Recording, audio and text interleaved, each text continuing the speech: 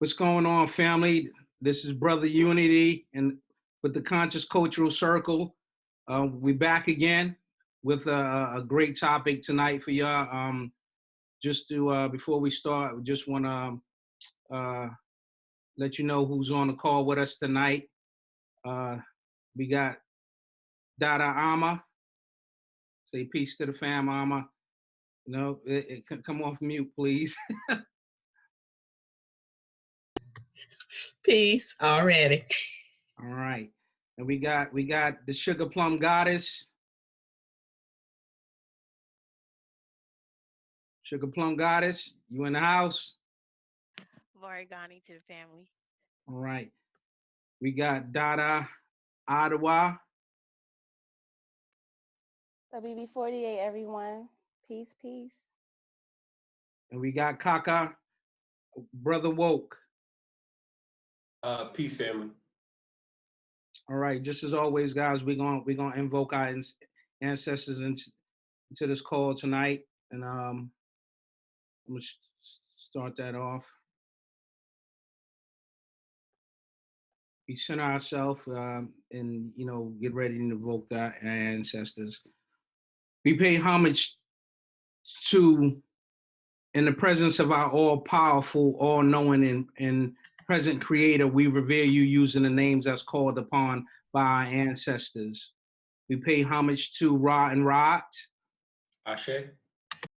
We pay homage to Odamare, Olo Run, Olo Fi. Ashe. Ashe.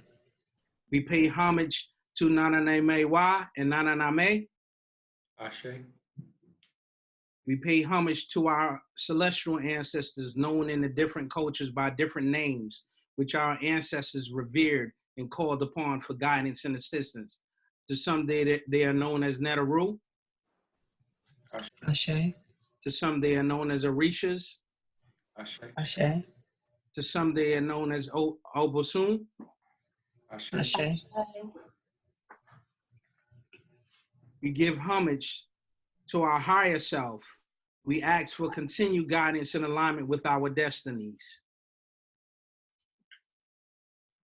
Ashe. Ashe. Ashe. We pay homage to Ori. Ashe. Ashe. Ashe. We pay homage to Asar. Ashe. Ashe. In the presence of our ancestors who died during the Middle Passage in our Ma'afa, we pay homage to. Ashe. Ashe. We give homage to our ancestors, those who we knew, those whose names that we know, and those whose names we have forgotten, but who are linked to by blood. We pay homage to Mama and Baba. Ashe. Ashe. We pay homage to Igun. Ashe. We pay homage to Nananum Nasamafu. Ashe. Ashe. We pay homage to our national ancestors, the ones that researched and taught us who we are. Who fought for liberation, salvation, and unity of African people worldwide. We pay homage to Marcus Garvey. Ashe. Ashe. We pay homage to Harriet Tubman. Ashe. Ashe. We pay homage to Amy Garvey. Ashe. We Ashe. pay homage to Malcolm X. Ashe. Ashe.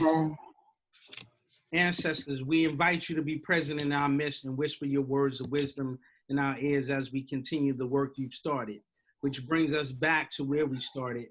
We begin with the Creator and we end with the Creator. Asante, Asante, Asante. Ashe. Ashe. All right. Thank y'all for that.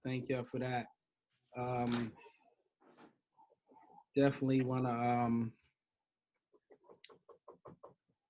get into tonight's topic, which I think we got a fire topic tonight, and the topic is hold on, I got it.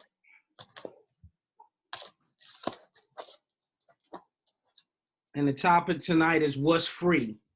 Mm-hmm. What's free? So we're talking about what does liberation look like? Examining the perception of the Negro croon and Pan-Africanness. So Yeah, this topic was a topic that Dada Ottawa brought to the table. So I guess let's get into it. Who wants to start off and break down discussing what's free? Man, well, I will say that I felt so. I listen to the song quite often, and "What's Free" is a song by Meek Mill, and it's interesting to hear him talk about what liberation is and how we all see liberation differently, even within this, the so-called conscious community. We all have different perceptions or different ideals of what will lead us to freedom and what is freedom just in general. I feel that no one has really, us as a collective, has really come to an agreement of what that is. I mean, clearly we would think that freedom is just being autonomous and not having the burden of white fragility on our backs, right? But it goes beyond. It's hard to foresee something like that, or not foresee, but I think it's hard for us to have such an image. It's not something that's tangible to most of us. Like I said, when we had a conversation about before, and the biography of the Asaata Shakur, she states like, I can't explain what freedom is, but I could tell you what it isn't. Can tell you what, she can tell you what oppression is all day long, but because you never had the taste of freedom, she hasn't had the taste of liberation. And at least in the last few generations, they haven't had the taste of liberation. It is almost like the fountain of youth. It's one of those things that we've heard of, but we're not sure if it actually exists for African people globally. So that's why I thought it would be an interesting conversation for us to have, because you have economics, you have the sense of knowledge of self, you have the whole thing that is just about us coming together in numbers, unity. You have so many different concepts of what will bring us to liberation, and not even fleshing out what is actually liberation. So Yeah. that's what I would like to talk about. Yeah, no doubt, and that was a great way to kick it off, because I've seen and like you said, in the conscious community, we talk about liberation, sovereignty, Black power, but one of the issue is, I don't know if we ever really sat down and defined what it really looks like, what it is. Yes, Yeah, yes. so that's a huge a huge issue there. That's why we, sometimes it feels like we're running in circles, because we haven't really defined what is liberation, what is our freedom.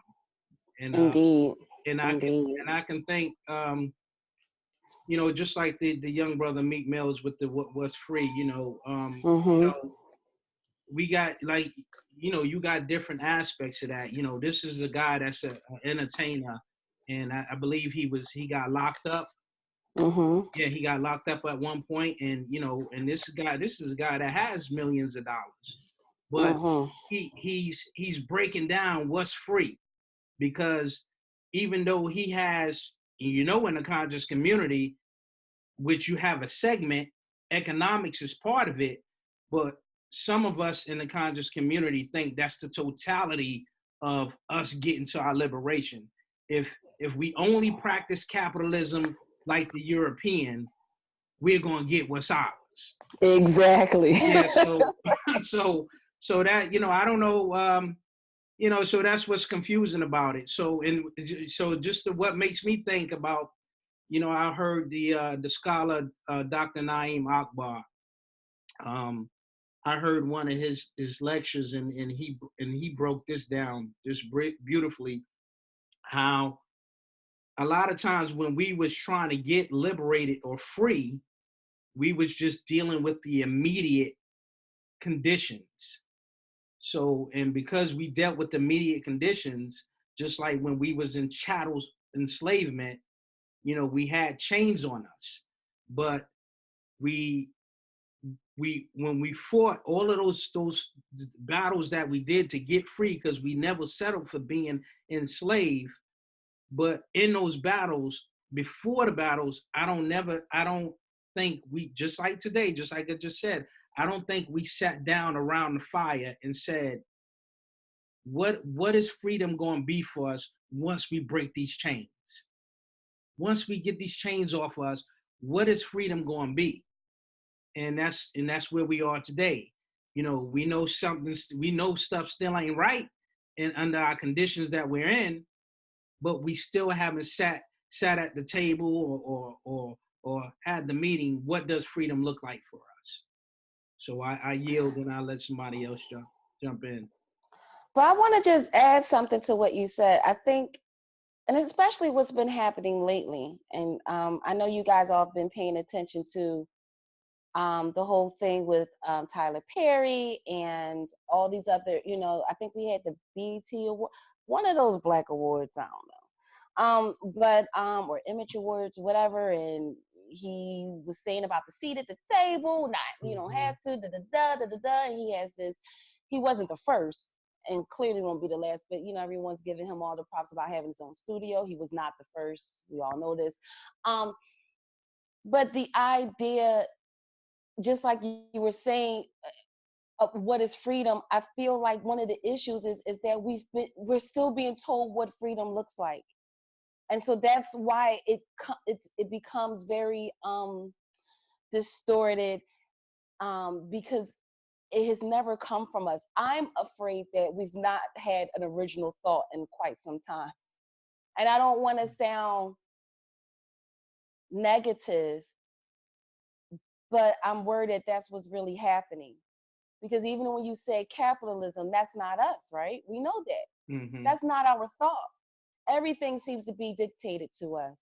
And we're not controlling the narrative. We're not the writers in this whole thing.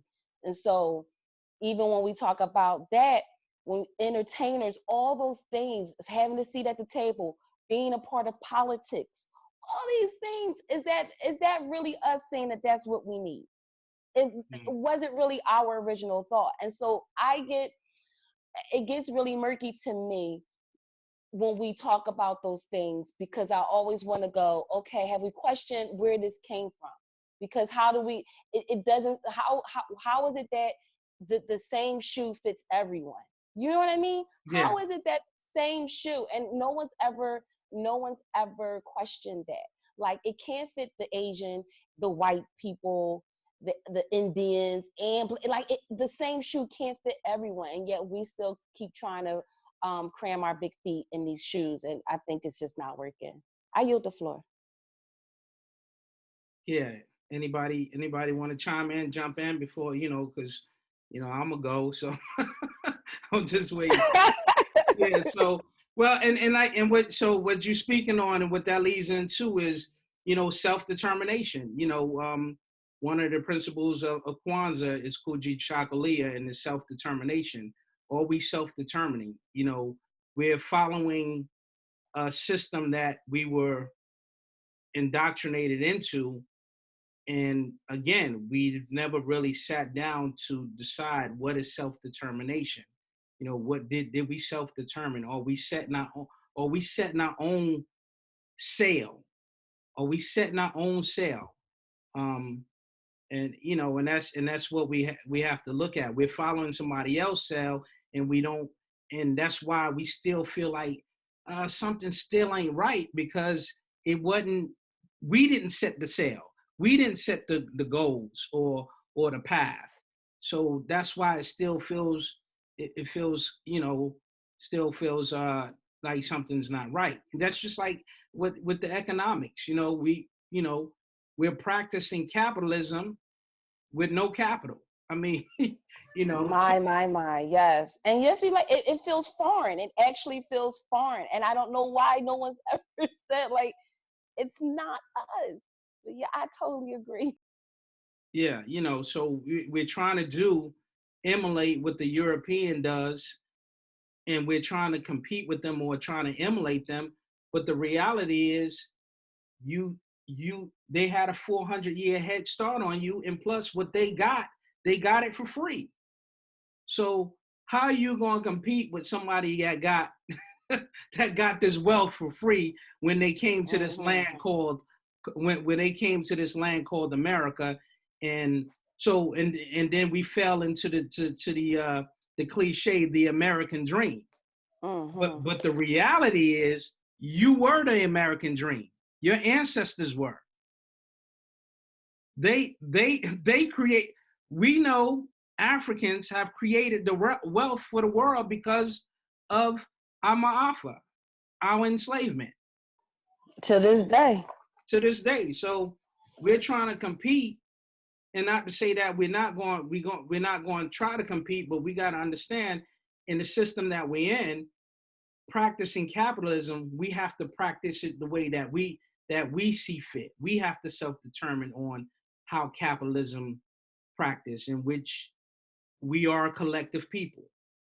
You know, we always hear about, we have $1 trillion buying power, we have exposable income, but we don't know how to collectively bring that disposable income together to make it work for us. That's because we're trying to be individuals.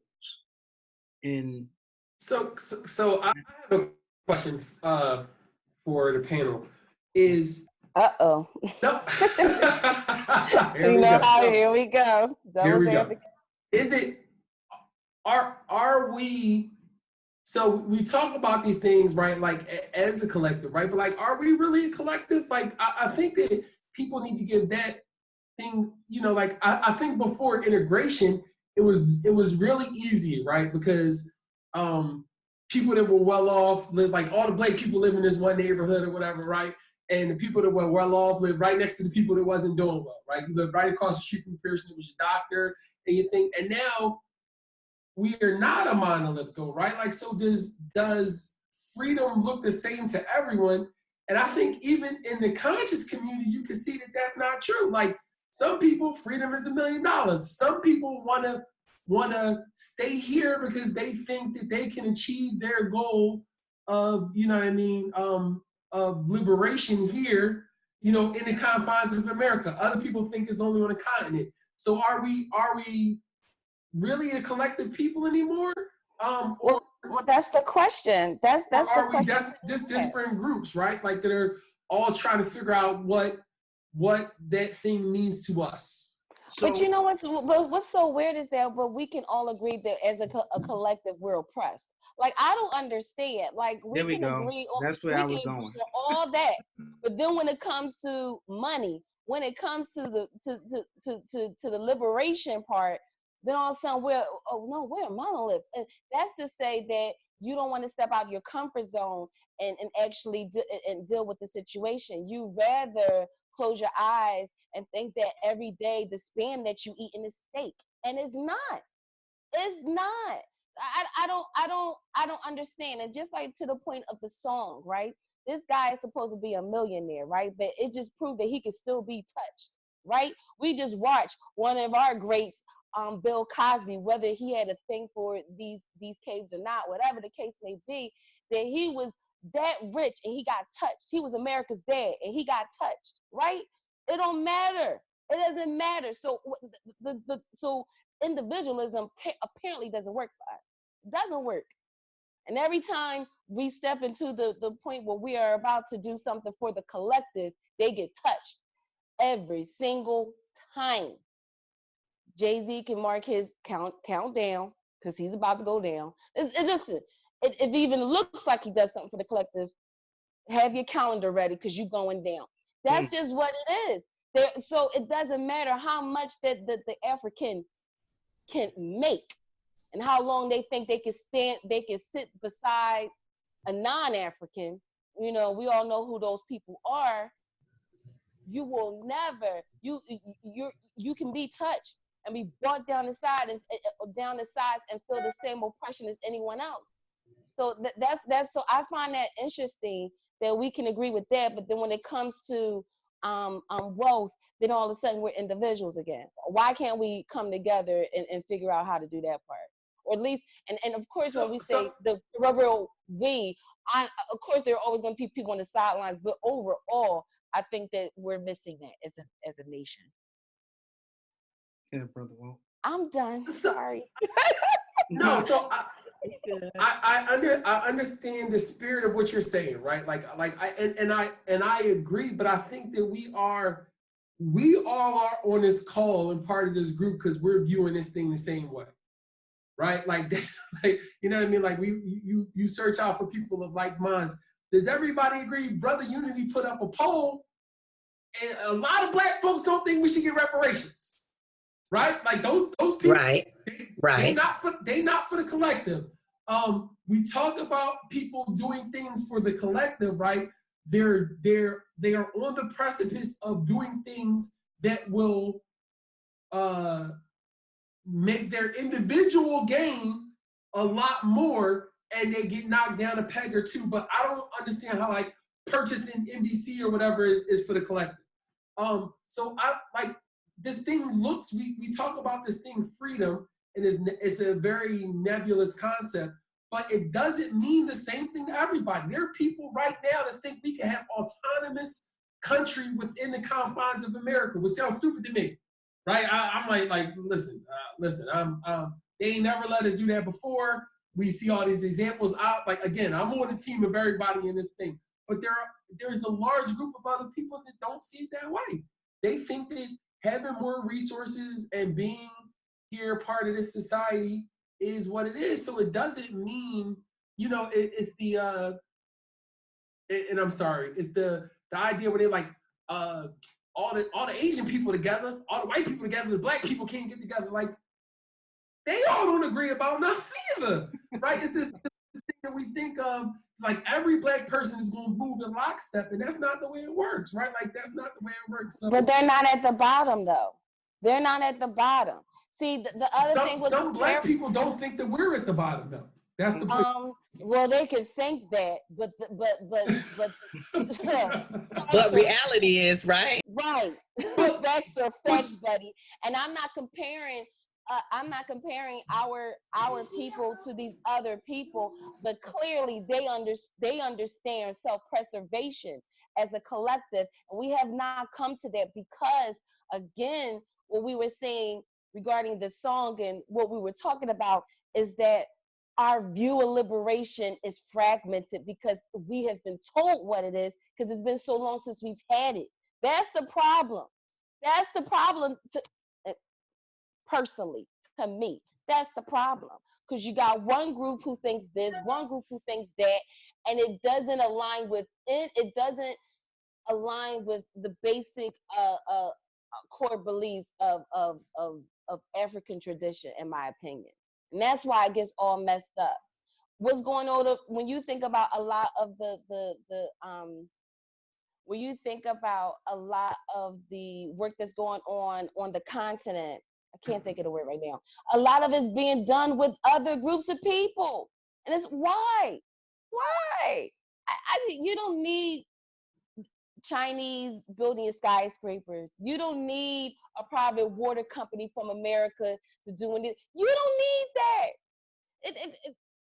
And it still isn't getting done. That's the best part. But you don't need that. We still don't think that we can control or create that. And so if you can't even see that your own people can get it done, how do you foresee, or how do you even what's the word I'm looking for? The concept of the concept of freedom. I don't think that we even believe that we can write that we can create that. I don't think that any of us can conceive that at all.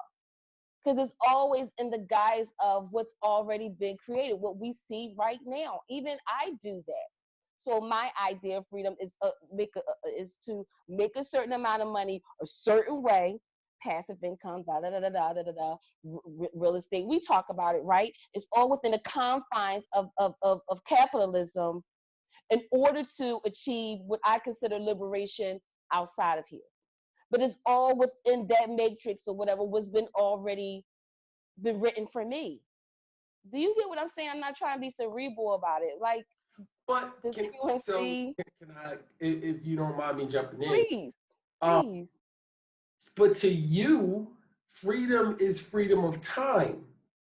That may not be the same for everyone else, right? Like, so why? That's why you place the value on, you know, passive income and some, you know what I mean, and you're able to have your time back.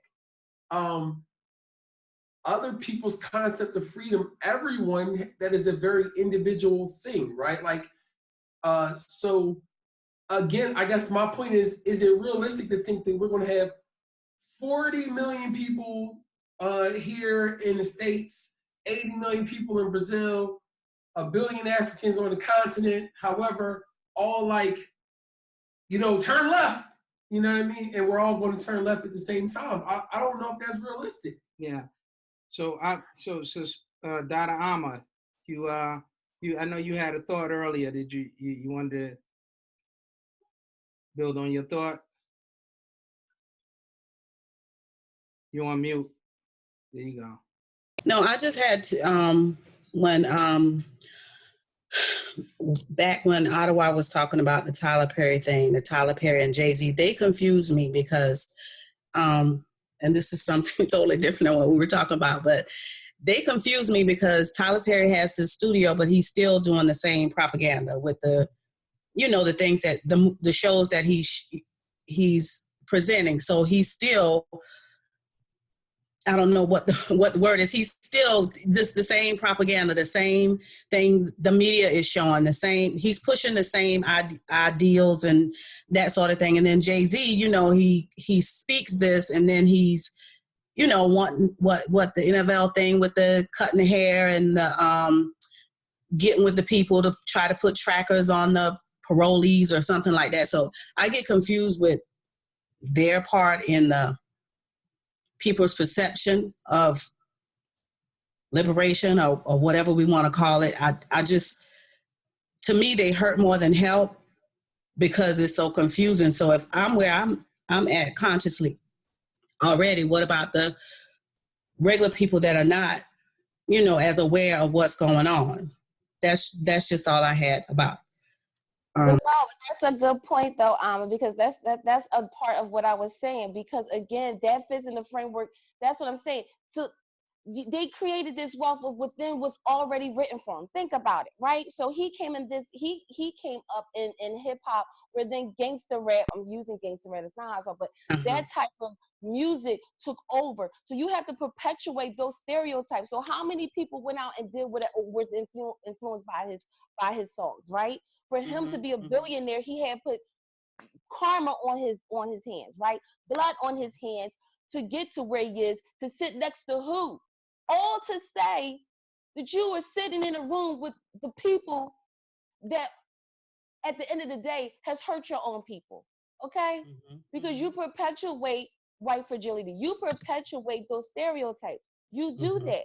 But when you get there, you are still not autonomous. They're still pulling the strings. And if you ever think that you are something going to be enlightened, they can touch you. And then what? Right. And I'm not saying they're Thanos, but it's obvious even within the cancel culture that your own people would do it to you too. Because if those people get ahead in the news, you know what I mean, in the media, and get everything, you know what I mean? Think about it. Bill Cosby will never be known as America's dad ever again. That's it. There's no Cosby. Right. He's always going to be known for being a rapist. Okay, but is Elvis Presley known for being a pedophile? No, right? Now, right, or some of the other ones. What's the oh gosh, I forgot the famous. What's the guy from House of Cards, brother? Him too, and yeah. I'm thinking. Kevin Spacey. The one that's from New York. Yeah. The one that's from New York, and I actually like some of his movies. It's kind of sad. Woody Allen, who's a pedophile. He will never be known as that. He will go down in history as being a great New York director. And this is what I'm saying. So we do all of these things because we have now achieved, because they tell us this is what I'm saying. It is written. If you want to be free, if you want to be liberated, you are either a part of the establishment, a doctor, lawyer, or politician, you are in these offices where we could not be before, and we talked about that before, or the typical stereotypical entertainer. And under entertainment is also sports. You get to these points and you realize you still have shackles. You're now just $1 million slave. And now, okay, you're $1 billion because now we can now earn $1 billion, but you still have the strings, the strings that they're still pulling the strings, and you still have the shackles on your back.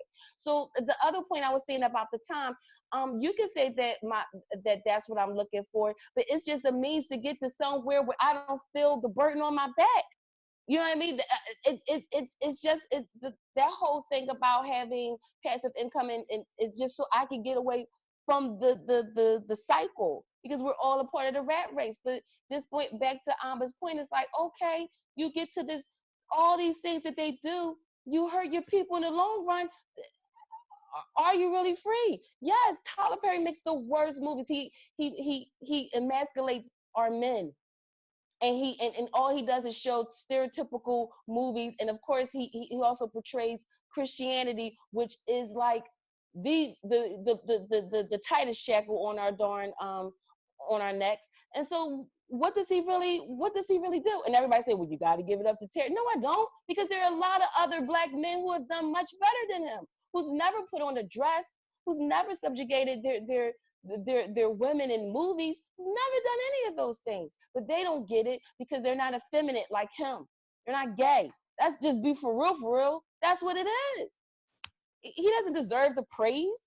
Now I'm telling you, 5 years from now, they're going to say that he done raped some boy. That's just what's going to happen. We all know what's going to happen. He's going to get torn down. Oprah's next. She hasn't done nothing for us. The same deal. Okay, I'm off my soapbox. I'm sorry. Yeah. So I'm sorry. But I agree with that. I'm sorry. But yeah, yes, yeah. hit the like button and subscribe. Yeah. I promise I will calm down. Yeah. Yo, so Dada Sugar Plum Goddess. I need you to chime in on this. I need you to chime in. Give us some thoughts. What do you think? Give me a moment. Let me get in a position. I'm dealing with a little one that's not feeling too well, so that's Okay. why Okay, I'm feeling we can come back. We can come back to you. Yeah. Hopefully Excuse they me. feel I'm better. sorry. Yeah. Just come back to me if you don't mind. Okay, cool. We'll come back to you. So, Brother Woke, what you got to say? I understand everything that's being said. I don't think most people care the same way. Like, right? Like, it is, you know what I mean? Like, there's a portion of us that think we're supposed to struggle, right? It's our destiny. You know what I mean? You're only Black, and you only doing the right thing if you struggle until a certain point. And I don't think that the majority of us view these things, and it doesn't make them not true. Like I said, I definitely believe we're all on here because we share like minds in most things, right? Like I tend to be the contrarian, you know what I mean? Guilty as charged. Yeah. But I don't think that most people view it that way. I don't think that, like, so you brought up Jay-Z. He's a poor kid from Marcy Projects, right? He's a billionaire now.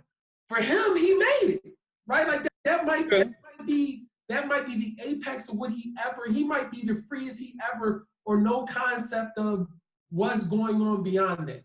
Or Tyler Perry makes the worst. I don't understand how these people go see this dude's movies, but it's another conversation for another time. But some people love those movies, right? Like they keep flocking and going back.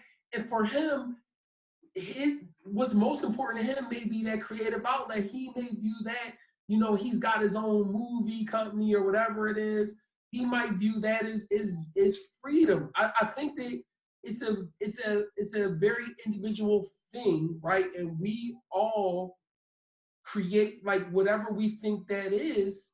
Is it for me? It's about time, right? Like for me, the premium in my life is about time. Yeah. I talk about this all the time, right? I don't care about dollars. We all care about dollars, but I will spend extra money to save myself time because there's I can always get more money. I can't get more time. Mm-hmm. Liberation for me might be a very different thing than liberation for Brother Unity.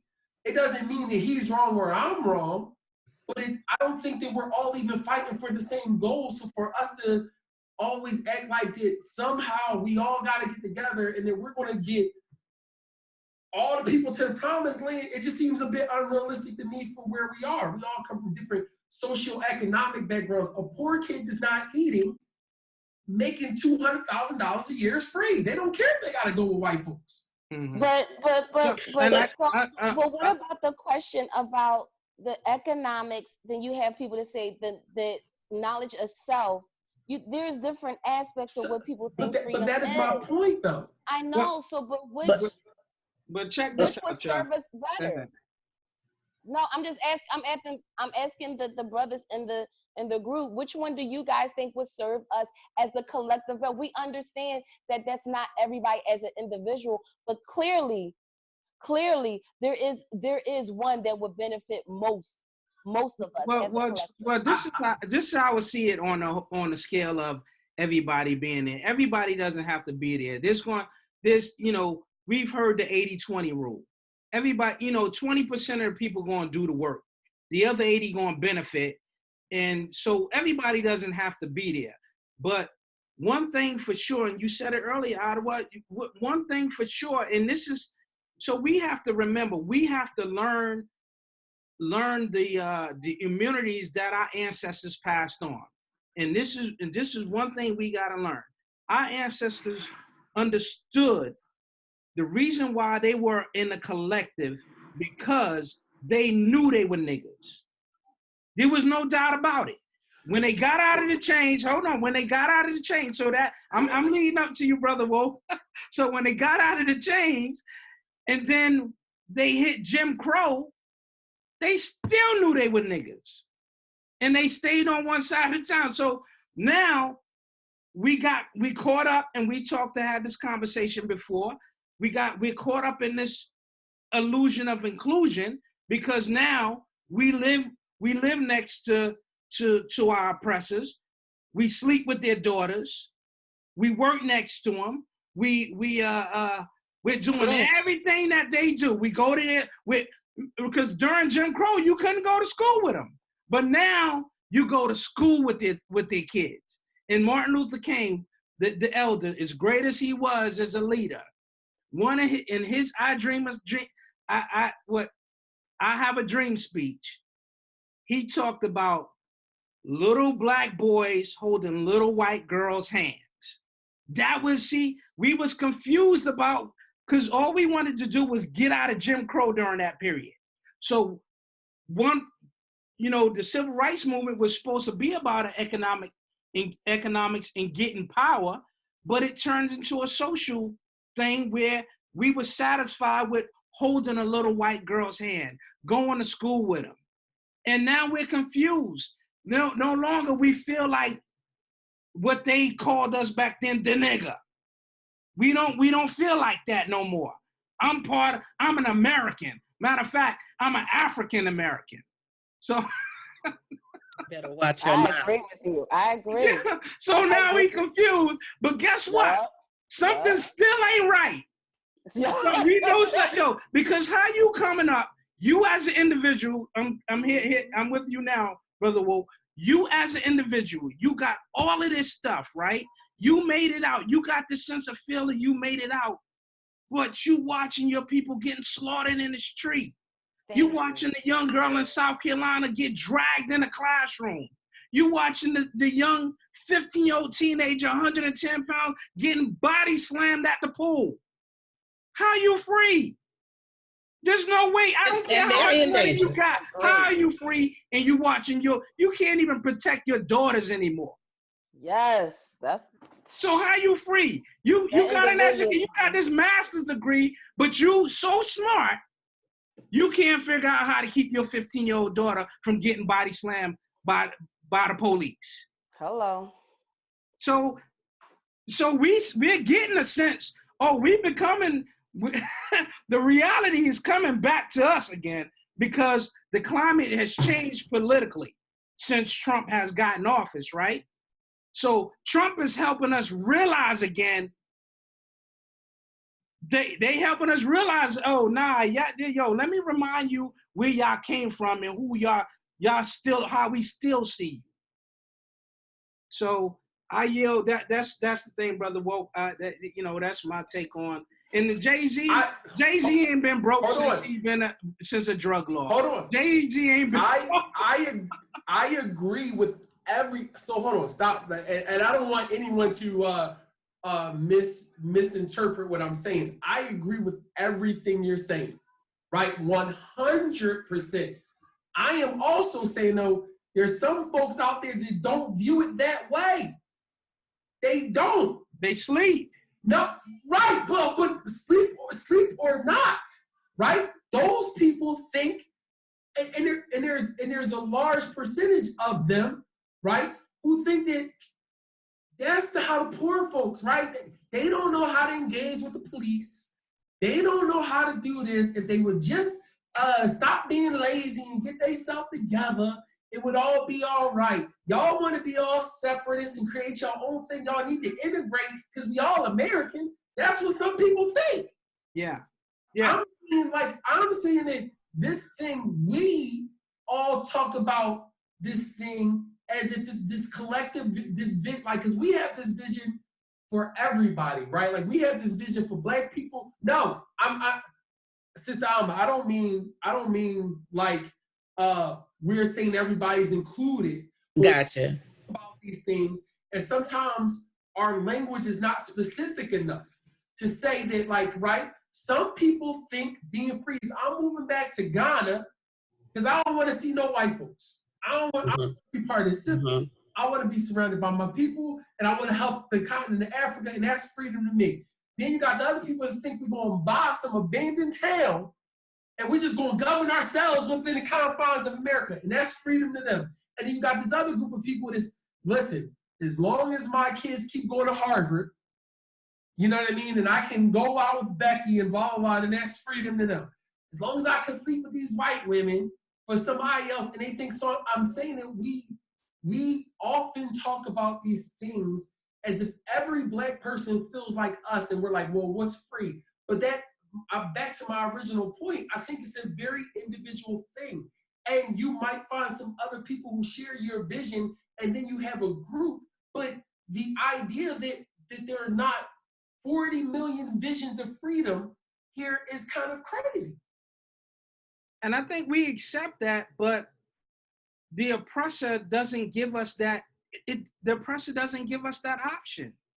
They don't give us that, even though we may feel like that. Whoa. I'm sorry, but we're sitting here having that option right now, discussing it. So you do got. So what I'm speaking on is white supremacy. Us dealing with that. That they don't give us that option because it's there. We see it. Economically, we see it. Education wise, you're in the education system, but the education system has nothing to do with you. So they're teaching you, in all aspects, medically, we see it all the time, so in unemployment. So, but those people that you're talking about, Brother Woke, they're going to thank you later. That's what, because you get the work. 80% of the people. That's 80%. Yeah, I hear you. But you do have a point. You do have a point, because I sit back and even though, before all of this, consciousness and all this stuff, I remember telling Brother Unity, I lived in the hood. I paid my bills. I was a single mom. I had no clue that I was broke. I had no clue that I lived in the hood. This was normal for me. I had no clue as far as my race, my people, it was just, getting through the day, getting through the month, but I had no clue the position I was in until, I started saying, well, I want a better place for my children to live in instead of, the drive-by shootings or the police raiding houses and stuff. But I literally had no clue, that I was poor, that I was, in the position. But what does that speak to, though? Think about it. You just said you had no clue, but yet you were trying to find a nicer place to have so you didn't have to deal with drive-by shootings. True. Yeah. Look at what we're used to. I mean, we are, look, if that doesn't speak to how low we are and where our standards are, that's the point. That's literally the point. That's why we're saying we have no concept of what liberation really is. Because Brother Unity brought up a good point. We prior to that, and you did too, but Brother Unity did a better timeline. I mean, no shade, but I'm saying as far as before we were more of a collective because it was because we just wanted to get out of physical bondage, right? Physical bondage. So we all had, for the most part, because I'm quite sure there were some Africans who preferred to be in bondage. I'm quite sure, okay? But overall, it was the physical bondage, right? And we did which a lot of our people don't know, but right after we were technically free, we did very well in economics, politics, everything. We did very well, but they started sabotaging, and then they did the whole illusion of occlusion, and those things started changing because then we lost the sense of the collective, the sense of who we were. Even if you thought you were just a nigga, you thought that I'm a part of a million niggas. So at least I know that I'm a part of this group and I'm protecting that. But then it becomes now you're Aboriginal, you're not really, you're mixed, you're part this, I'm black, but I'm not black like you. It becomes this whole convoluted thing. And then that distorts again, that continues to distort the ideal of the ideal of true liberation, because you no longer know who you are. So it goes back to the question, how I can understand how some conscious people say, you know what, no, true liberation is at least knowing who you are, know thyself, because at least then you have a framework, you know who you are, thus you know what you're going after. And that goes to the miseducation of a Negro, and that goes to even Akbar's book, and that even goes to what James Baldwin said. He was like, when you're conscious, to be conscious is to be angry all the time, because that goes to your point, Dada Ama. The whole idea is that before you were fine because you thought this was normal, but once you started waking up, you became more enraged and you realized how effed up that is. Yeah. You know how many lions know that the little space they have in the zoo is not their natural habitat? How many lions know that? It's not natural. Mm-hmm. Family, hit the like button, hit the subscribe button. Yo, they bringing it tonight. So definitely hit that like button, thumbs up, and make sure you subscribe to get, some more content like this. So definitely hit us up. So I just wanted to say that, but everything everyone is saying is the point that I make. Like, that is my point. It's not, I am not arguing the other. Yeah, we know. Yeah, I got you. I got you too. I'm saying that this thing, because of our groups, earlier I said before integration, it was easy. You lived in a black neighborhood, you might have been doing well, but you live right next door to some people that wasn't, right across the street, right across the street from a family. You could have been the neighborhood carpenter, and you lived right across the street from the neighborhood wino, because all the black people had to live together. And now some of us get a little leg up, you can move to the suburbs, and you think, well, I'm not like those black. I work with a woman. I'm not going to say no names because this is, you can research. I ain't going to say no names. I work with, and listen, she's a black woman. She's married to a white dude. Every time she speaks, I cringe, right? Because she's somebody whose parents moved to the burbs, and she thinks she's just better by definition, right? All her interactions with black folks come from watching TV, of normal black folks, right? Come from watching TV. her view on what is freedom, she thinks she got it. She thinks she living an American dream. I got my white husband, you know, you know, we're going out, I'm out with my family, and I get to say that I'm this and that, and she not, we don't feel the same way, right? I don't feel the same way as my pop. Look, if we was to get reparations tomorrow, give me my check and I'm going to Africa. Y'all never see me again. My dad is, listen, my pop is never going to Africa. He ain't moving there. He think he gonna make it work here. This is where my people's at. This is where we from. But he don't like white folks. I mean, like, you know, that's the funny. But he know. I agree. Listen, He's a stern black man, but he like, I'm not going that far. Right. Right. And he will tell you, like, we will have tons of conversations about injustices. We will have, he knows something is wrong, all these things, right? He would tell you, though, you better get out there and vote. You better get out there and vote. And Democrat, better vote for these Democrats. And you better get out here and do that. And I'm just saying it. And this is someone who I share a lot of values. I get a lot of my, I don't think liberation and freedom is the same thing. Yeah, yeah. So we're gonna come with to Sugar Plum Goddess. You there? Yeah, I'm here. There you go. Come on, talk to us. Yeah, I apologize for earlier, but we don't know the true definition of free. I mean, we have never, as how do I say it earlier? How do we know what that is? The only definitions, and I say definitions because there is no concrete freedom for us. We don't know.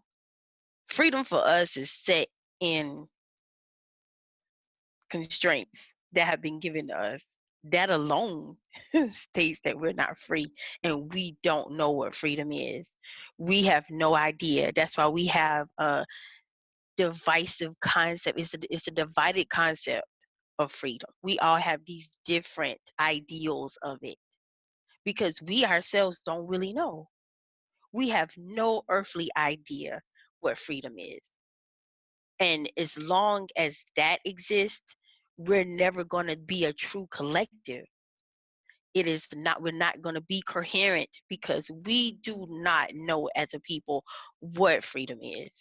And honestly, I don't think we will as long as we are here.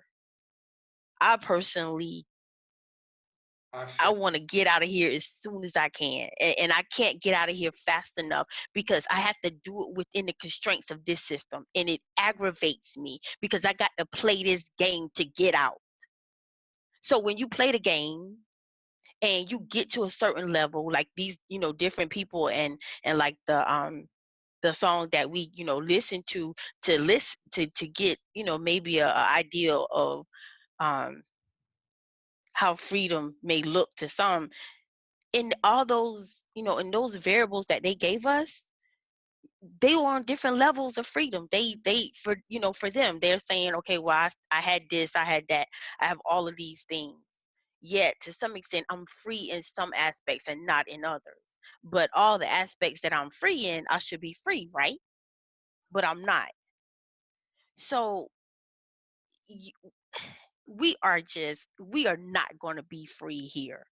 I don't know if we'll ever be free anywhere we go, because globally, that is the collective of us not being free. That is the one thing, as well as us being oppressed, that whether we agree on it or not, that's a global catastrophe for us. In my opinion, we're never going to be free because our ideals of free are different because we've never really had it. Not for us over here. I can't say that. I can't speak for the ones in the diaspora, but because we have not collectively had it, our ideals of free will be different. Therefore, we can't be free collectively as a people. So it's a a conundrum. It's just something that you sit and you look. And for me, how we going to be free? Ottawa is saying, So, well, my idea of free is, I want to have time, I want to have passive income. That her idea of freedom is within this system. All of our ideas of freedom are within this system.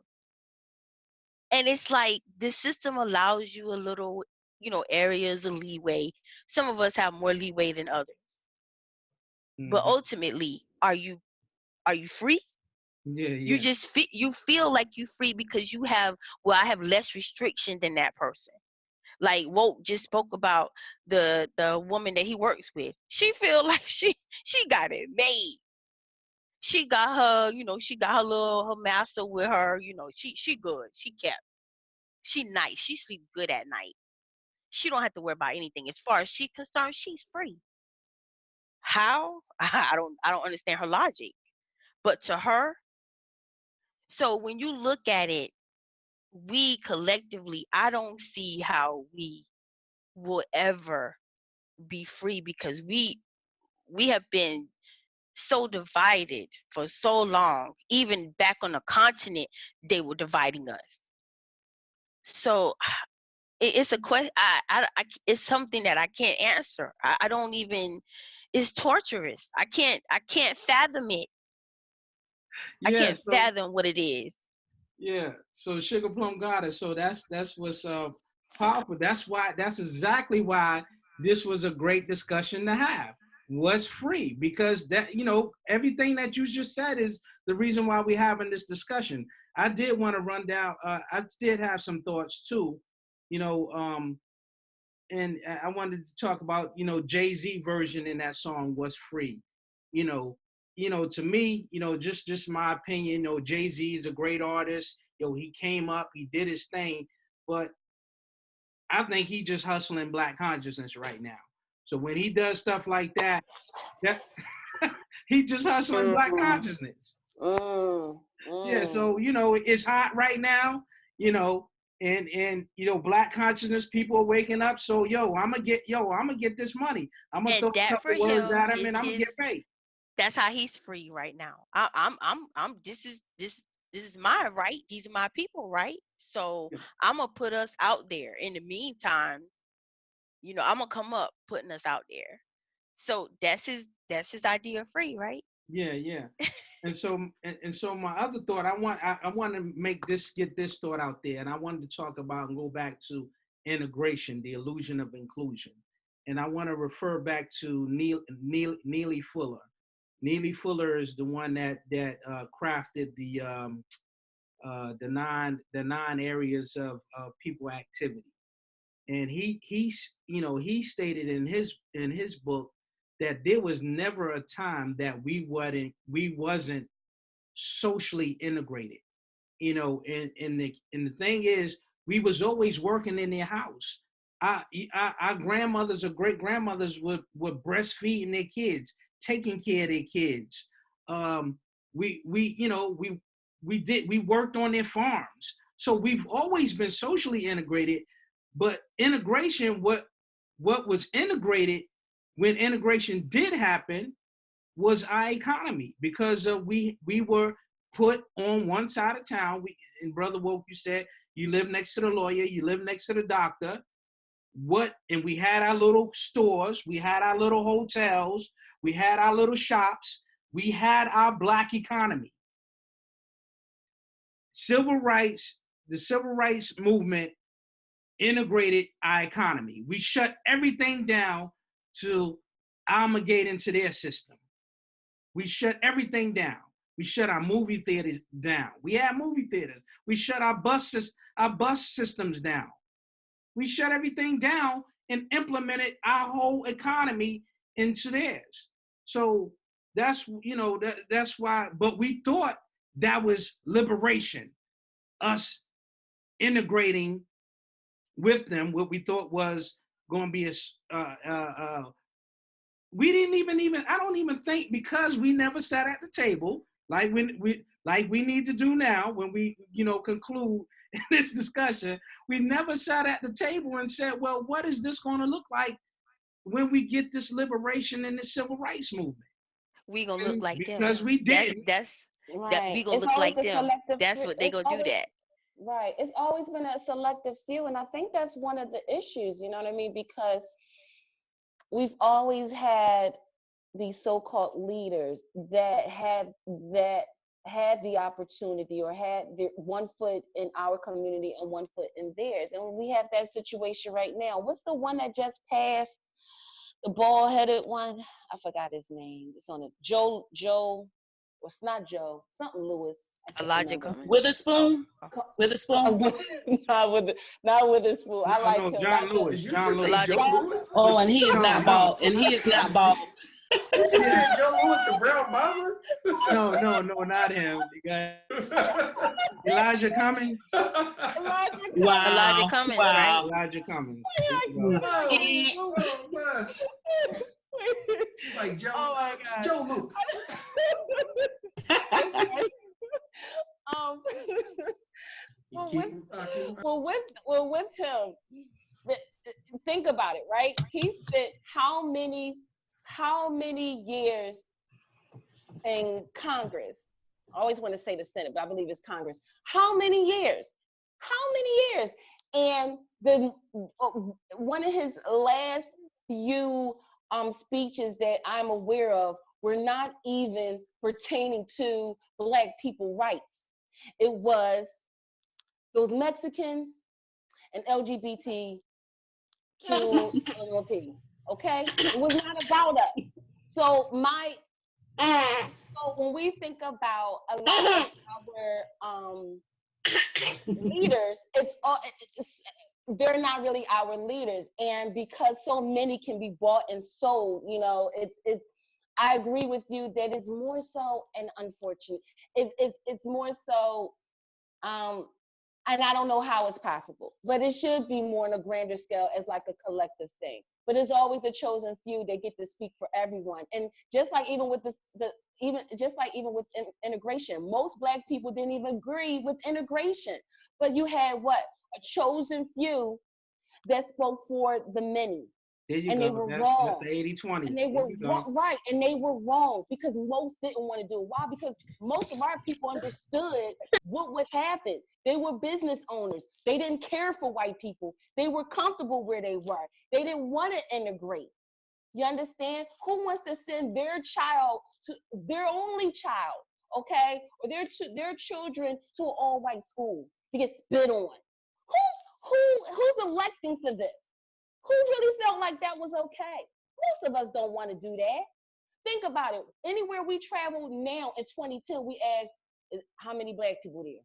What it look like? What your neighborhood look like? Anytime we travel, we ask how is it? How do they treat the Black people over here? That's another point to go with what Dada Sugar said.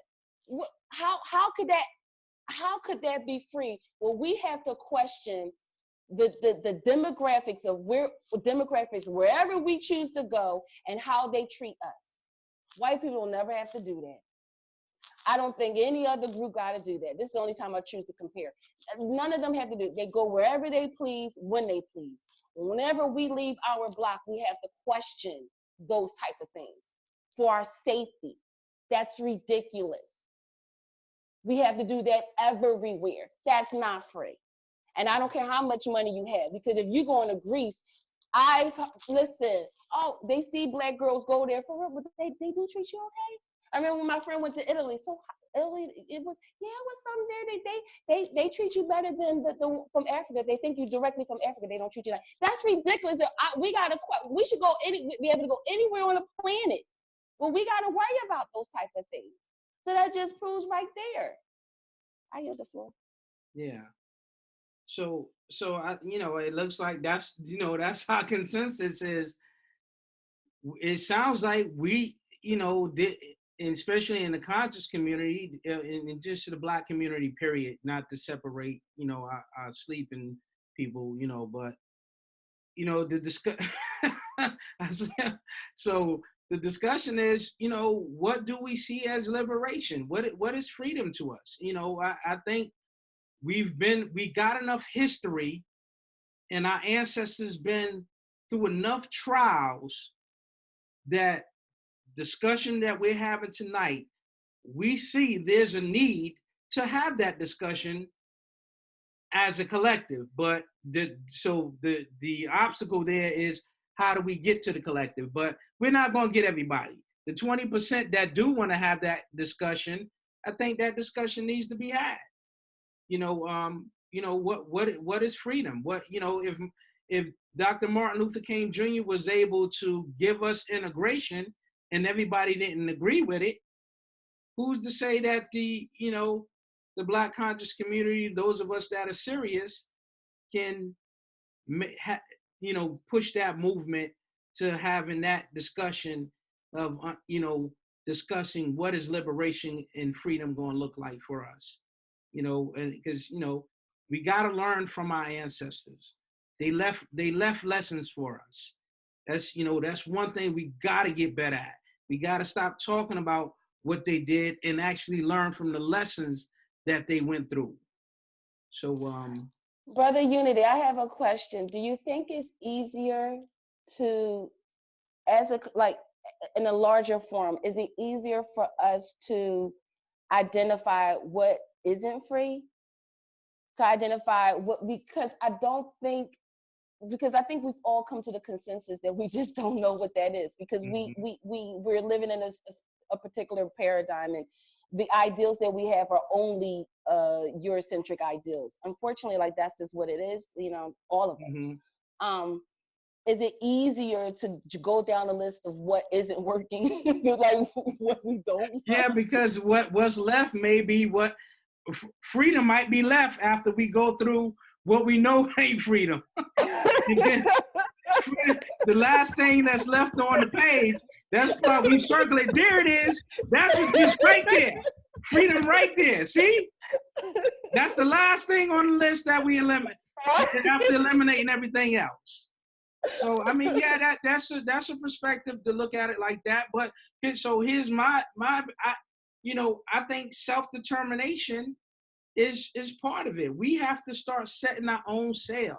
We have to start setting our own, charting our own sail, and stop playing in somebody else's sail. And we already seeing what's going on with Africa right now. Africa, they've been independent since the 60s. They went through neo-colonialism, but now they're trying to rise up again. We're seeing the dismissal of the ambassador to the U.S. from the African Union. So these African leaders, or maybe the grassroots people in Africa, they're understanding that, okay, the free day is over. These Europeans, they can still get these resources, but they got to pay for them now.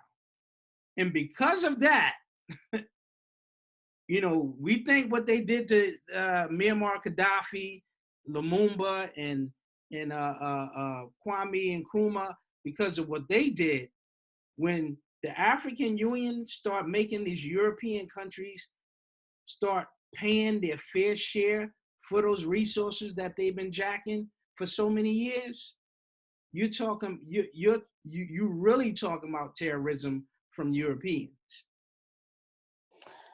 That's true. I think that I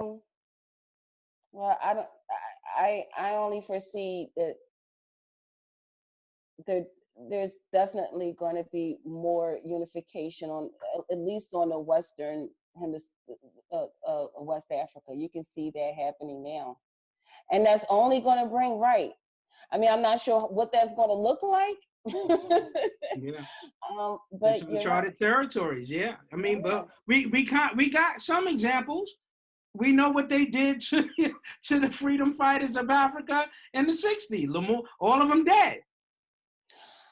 Yeah, but so I mean, if they go to try and true coup, start coups and stuff like that. Yeah. But I feel like with social media that becomes harder to do, because people become more hip to, you know what I mean? Like I'm interested to see if that's going to be the same route. You can't do embargo. I mean, the thing is, you need Africa, right?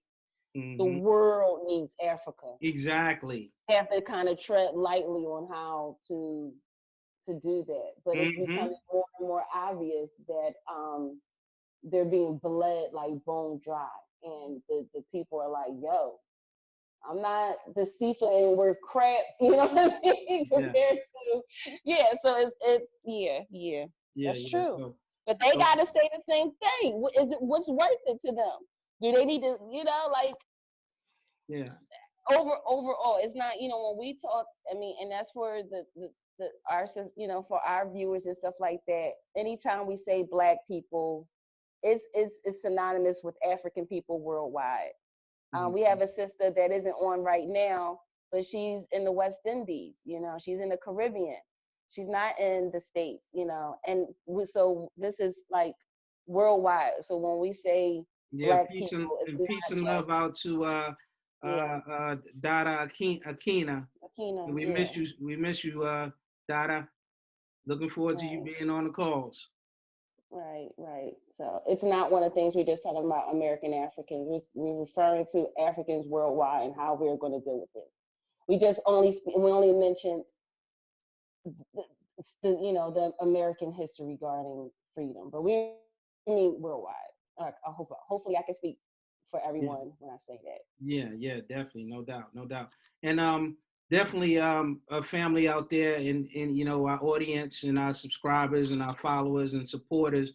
Yeah, definitely leave your comments in the comment sections. We definitely love to hear your input on what's free and how y'all see it, and and add to this discussion, because we're not master teachers, we're not professing to be. We're our whole platform is about us. You see it in our introduction video. It's about we're walking through this process of being conscious and coming into Black consciousness, and we invited you guys to take the journey with us. Take your journey with us, because your journey is your journey in Black consciousness. But definitely add your comments, hit the like button, thumbs up, and subscribe. We got more content coming, more contentious discussion. We're gonna do a little, sometimes it's gonna be a little, we're gonna have a little heat in here, we debating and arguing, but it's all in love and all into us reaching, knowing who we are and where we're going and trying to self-determine and chart our own path. So anybody want to share anything?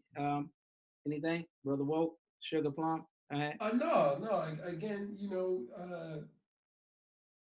it is a really interesting conversation to have, right? Because, like you said, no one, even tonight, like all of us define that thing slightly different. So it definitely is an interesting conversation, and people need to sit down and have it. We need to have a conversation on the effects of integration. Mm-hmm. Gotta put that in the list for a show. We have to put that in there. Yeah, you gotta put that in the list for a show. I think that would be a really charged conversation there. But no, it was another great conversation. Again, hit the like button, please, family. Just walk with us. If you want, email us. You could get the link and come on. And if you got a different viewpoint, you can discuss your viewpoint too. We are all for that. Ashe. We're, like we said, you know what I mean? I'm trying to figure it out, you know what I mean? Like what works for me as we go along. I think that everybody's in the same boat. Sugar Plum, you have something? Yeah, I have a serious issue with the state of Africa right now. And my issue is, yeah, they are now standing their ground saying you have to give us, fair compensation for what you take from us. But I ain't cool with that at all. It's because it's still playing their game. I really wish that they wouldn't have I wish they would have just shut the borders off to them altogether. You trying to Yeah, start World War III, Sugar Plum guy? well, I know, but I'm So honest. Yeah, go ahead. Honestly, I really, I honestly and truthfully, that was a place that I had my heart set on to go. I was ready. I felt that that was my ideal. That was my tangible definition of freedom. It's threatened now. I don't feel like I have any place on this earth to go that is free now. And I was really hoping um that they wouldn't allow that to happen. But when that's when you start seeing things like in the news, like the Chinese coming into the Congo, and people, Americans like Bill Gates, dabbling in the financial affairs of Nigeria and things of that sense. I'm not even too much up to date anymore because that was just heartbreaking for me. It was just disheartening. I just felt like, well, dog, where I'm gonna go? I literally feel trapped. I don't even think anyone can fathom how I feel. I feel like I have no place to go. It, I really wish they just put them out. Just say no. We don't want your money. You're not gonna take anything else from us anymore. We don't care what you got, and we don't care what we lack. We can make up for it. I really wish they just put them all out. Literally, just put them out. Just Yeah, push them off the continent. Just yeah, get yeah. them out. It's, So now my thing is, I don't think it's gonna look good. I don't. It's not gonna be good. It's not gonna look good with them. Even if they are given a fair, quote unquote, a fair compensate. There ain't nothing fair from them. Nothing not after is you done fair. stole. Not after you done stole it for 50 years. I mean, Yeah. How is fair compensation now? How you gonna sit there and say, okay, now and then they willing to give it to you. They willing, they'll give it. You don't that don't kind of it doesn't, to me it doesn't work in my head. It doesn't work. mhm. And I feel like this box is closing in on me, and I don't have no place to go. So that is, I don't even. So Sugar Plum Goddess, It's here's the thing too. When you see a lot of Black Americans, well, some do. A lot of Black Americans, they don't know what a Black utopia feels like. When you see Black people for miles and miles. When you shop, you see Black people. When you stay in a hotel, and on the continent, you see a lot of that. So just that feeling right there, being in a Black utopia, you know, you feel different. You feel different. So so it does have its place. So in another, just another thing too, you got to realize America is considered the most powerful country on the face of the earth, not because of economics, because of a military force. And you got to understand, during, this is a little history, during the um, the African independence, when all African countries were getting their independence, one of the deals that they made with the African nations was that they couldn't have armies. So they couldn't have large armies, and so France, Spain, all of them, they set themselves up to do what they did. Where they kept the African nations from having military. So that's why the U.S. United States has the largest military in the world. I guess China second, maybe first now, but that's the only reason why they're a superpower. The dollar's not worth anything. So go ahead, brother Woke. So I have a question for Sugar Plum. So what you would have preferred that they just like cut off all all the exports um and not like had any outside dealers, but they, due to some of this colonialization and oppression, They don't have. They have, yeah, I know. Due to the colonization and them breaking us up from the beginning, it's almost that it's I'm mandatory saying that they like right, have like it. so like cobalt, which goes in all these electronics and stuff, right? Yeah. The idea of getting a fair price, right? These people not getting raked over the coals anymore is definitely beneficial because it's not like Africa is not producing any large electronics, and not saying that that's not possible in the future. And hopefully there's more economic investment and they get a better prices for their resources, right? But you would have just rather like just cut it off, like we ain't shipping nothing nowhere. It's over. Well, it is. My answer is a bit it is outdated, and I guess No, what I'm really saying is I wish they kept them out from the beginning. okay, The that's fair. destruction of the black That's civilization. fair. I go back there because I feel like once that happened, that's it. So now they are now dependent and they need them. So after I guess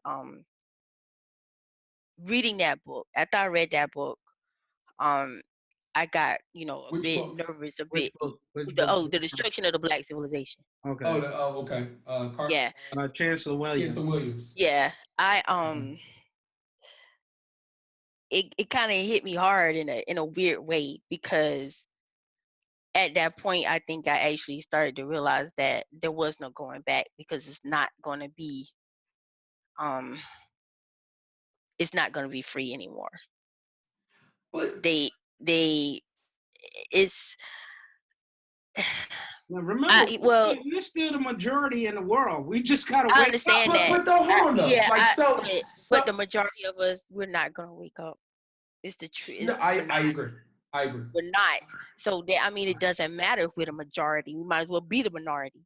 It does not matter.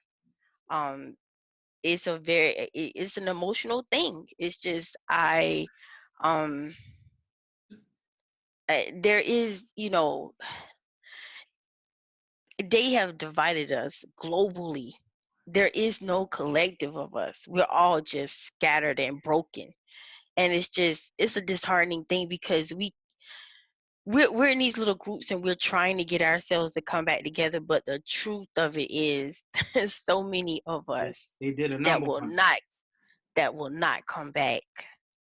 They will sit there and say like woke has blatantly stated they need it. So see, they need it. They No, they right. can't make it. But Africa was the continent that had everything. They So were self-sustained. So now is how you gonna go back? How you gonna, how are you gonna have how is it gonna be a good thing? Because you're still playing their game and therefore you're in their system. So how is it a good thing? Because what the benefits of it, the benefits that you're speaking of is from their system. So it's almost like there is no escaping. I don't know if I'm getting too broad with it, but or I'm just not expressing it well. It's just where you gonna go? How you gonna how you gonna be, you know, free from them? How? Because that so to me, I guess to me that is the ideal freedom. You I know mean, I it. think, I don't know, it I don't mean to cut you off, but I don't know. I think that if I, because I'm hoping that I understand, but I feel like where Africa stand, there's leverage involved because they right. have so That was many my point. resources. And so what it takes is that you have to know the value of what you have. And I think for so long our people didn't know or didn't realize the value. Now that's the leverage because the phones that we're on, almost damn near everything um, is sourced from there. And so I think that's we have to realize our place on the global scale and that we do have leverage and to do business accordingly I think there's nothing wrong with that at all. I just think that now is, we can no longer do business blind, But I think that the African should be able to do business with anyone as long as that is benefiting the African. The problem is it was always one-sided. And I think that there are some things emerging where that's changing. And of course, we can always speak to and find situations where we can say, nope, it's not changing. And that's because, and I think it brings back to the point of what we were earlier talking about. Africa is huge, you know what I mean? And so they have different views of what works for them or not. This region thinks this way, et cetera, and they're not thinking as the African. They may be thinking as the Kenyan, the Somalian, et cetera. You know what I'm saying? Because as Wolf mentioned, we're not monolithic, right? So, but no, I think that okay, if you want to kick them all out, fine. But there's still business to be had, or charge them whatever you want to charge them. And now, if you're referring to like something like what's going on in South Africa, yeah, I mean, of course, there's no reason why such a small minority should be owning everything, and we're living in the slums. Of course, that is so terrible. That needs to be completely fixed, and they should be housed in Zimbabwe and just take it all back. But overall, though, when we're talking about like just business in general, when we're talking about whether cobalt or diamonds or whatever, so many different resources, even the dumping that Asia keeps doing. China dumps so much trash on our shores. All those, they need to be docked for that, however they need to do it. And also charge people accordingly, as far as business. I'm not a business or economic expert. I wouldn't know, but I definitely feel like just make sure that we are getting whatever we do should be in the benefit of us and no longer in the benefit of them. That's been the issue. I yield the floor. And not to give us something else to even go off on, but coming from what you said, I guess my issue is who controls the leverage, and whoever's in control of the leverage, are they looking out for the continent and the people of the continent as a whole? Even if they are divided as never know. yeah, you get it's like I apologize for that, but I have those impossible questions. Like, Well, in Africa, they're coming out of neo-colonialism because Burkina Faso, they went through a stage where they had their neo-colonialists. They threw him out. So some of that they're past. They're trying to pass the stage of the neo-colonialism. So they're trying to get past that stuff with all the corrupt leaders that they had. And that didn't, so, that's just like us here in America. Another thing we got to realize, we only been relatively free for what, 50 years? Relatively free. So we're still trying to figure out, we're trying to define free, and we're trying to figure out how to be free. So because we only been free for like 50, 60 years. You see what I'm saying? We're in worse condition now than we were 50, 60 years ago. Yep, thank you. So we still we're neo-colonialism now. We don't get past, we never had Obama. Obama is what put us in neo-colonialism. Because So, I'm just saying, no, the reason why I say that we're in worse condition now, because it's the illusion. We're in so much debt. So yeah, it appears that people make more. It appears that people have more degrees, but we all know that many degrees don't have the same value. And we also can agree that the student loan debt is ridiculous. And when you look at home ownership, no, I'm just saying, more of our people owned their homes back then. There were more two-parent homes back then. I don't know, we're in a better condition now. I can't say that. Yeah. Those sort of things are like something that I struggle with when you think about, right? Because for like my grandfather, right, or my great grandfather, if I was like, man, I got debt that you got, he'd be like, shut up, whiner, like, like that's not like, you know, like those are first world problems, right? Like oh, I'm carrying more debt than somebody else. But debt is what ruling, because now it's about credit, right? So the more debt you have, you are actually putting yourself in more of a bind. But those are problems. Those are Mhm. problems that are contemporary to our time, right? If you're Okay. if your great grandfather, somebody who was in Jim Crow, came and saw your life right now, he would think that you made it.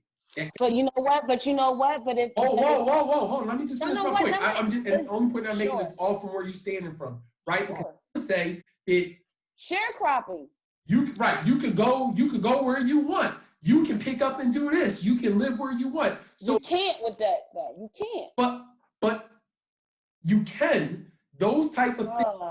It's all about the perspective. Is the only point that I'm making. It does not make. I'm not making light of the plight. The point that I wanted to get back to, I'm sorry though, was for Sugar Plum, was that it's like the saying, it's no fun when the rabbit has the gun, right? Like, so now that these people are coming into the awareness of the value of their resources and are not letting the people dictate the terms of these things, it is to their benefit. You know what I mean? And you do get a voice on the world stage. You do to dictate policy. You do get more leverage by recognizing that you have things that these other people need and need desperately to keep their way of life going. So yeah. as more and more African countries realize that, it is to the benefit of those countries. Now, that does not mean somebody won't be corrupt, but we can't worry about every eventuality. You know what I mean? Like this president is corrupt, because a certain amount of corruption is inherent to any system anyway.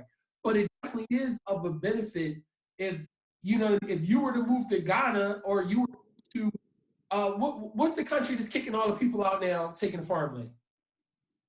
South Africa. Right. That's not happening. Anyway. Whatever. We could choose another country. I'm just saying. Zimbabwe. Zimbabwe did it. Zimbabwe just jacked them. They didn't even do it politically. That was unthinkable, right? Someone got in power and realized, like, hold up, why these white folks away from here who stole our land in power, get them out of here now. That is to the benefit of the people. That's leverage. That is awakening. So, like, don't be completely disconcerted, like, like disheartened. The government sees it that way, but the people adjacent to them don't think that way. That's one of the reasons why South Africa didn't want to do it, because they was like, they didn't want to be like Zimbabwe. They felt like, that's their fault. Right, because that's their perception of freedom. We're not going to have the same. We're not going to. Because I told y'all think that everybody just gonna be like kumbaya. No, we all agree, because that's what I'm saying. They didn't want to leave the country because those, like, they want to still be comfortable, but they don't realize sometimes the price of freedom is going to get messy. So yeah, they had high ass petrol costs and other stuff, and their government does control their use of the internet, but for the sake of that, they have their land. I mean, some things are. Yeah. Well, and whenever you're fighting for liberation and freedom, somebody's gonna die. I mean, that's just that's just the price of being free or getting liberated. So that's just the price of it. Dada Ama, did you have something? No, all I had is Dada, every time I ask you say no first, then you go in. You do have something. You do that. I do. Now, Sugar Plum Goddess, I understand, how you feel, but I tell you what, I don't know if you've traveled outside of the United States, but I promise you, if you visit some other countries, you will not feel the way you feel. And it's just an awakening, an eye opening. It's just totally different. You get a whole different feel. You get a whole different perspective. And it's not this, like, I don't know. It's just, I don't know. You just have to go to see, and I know one thing, I don't want to stay here. I mean, yeah, there may not be anywhere else to go, like you say, but I know I want to be around my people. That's all I had. I yield. Oh yeah, I don't intend to stay here. I just, that was the place, I want to go. But no, I do not intend to stay. No, I can't do it. So yeah, man, we got it in. This definitely hit the like button, subscribe. Again, we gave y'all a little some bonus minutes. So so Sugar Plum Goddess, you in the position there to close us out. Before Yes, you I am. Go before you ahead, do go that, ahead. Rhonda, let me just say one thing. And please, guys, if you can just click on any of the advertisements that you see, that helps us a lot. If you see any advertisements, just please watch it. And please just watch the entire thing. It really does help us out so we can get more content in. I really appreciate it. I yield the floor. Santi Sana. It's on you, Sugar Plum Goddess. Our ancestors' prayer. When you were born, the earth became your body. The stone became your blood, your bone. The sea became your blood. The sun became your eye. The moon became your mind. The wind became your breath. When you passed to the other world, your breath became the wind. Your mind became the moon. Your eye became the sun. Your blood became the sea. Your bone became the stone. Your body became the earth. When we were born, you did the same for us. You called forth the earth and rocks. The sea arose and the sun descended. The moon shone down and the wind sang. For those who come after, we shall do the same as you did for us. When we are gone, we shall do as you did before. Ancestors, as always, we honor and are grateful for you. Ashe. Ashe. Ashe. All right, subscribers and followers of BB for Hootie, Santi Sana for viewing. We just thank you in Swahili. And peace and love. Nakapenda. Nakapenda. And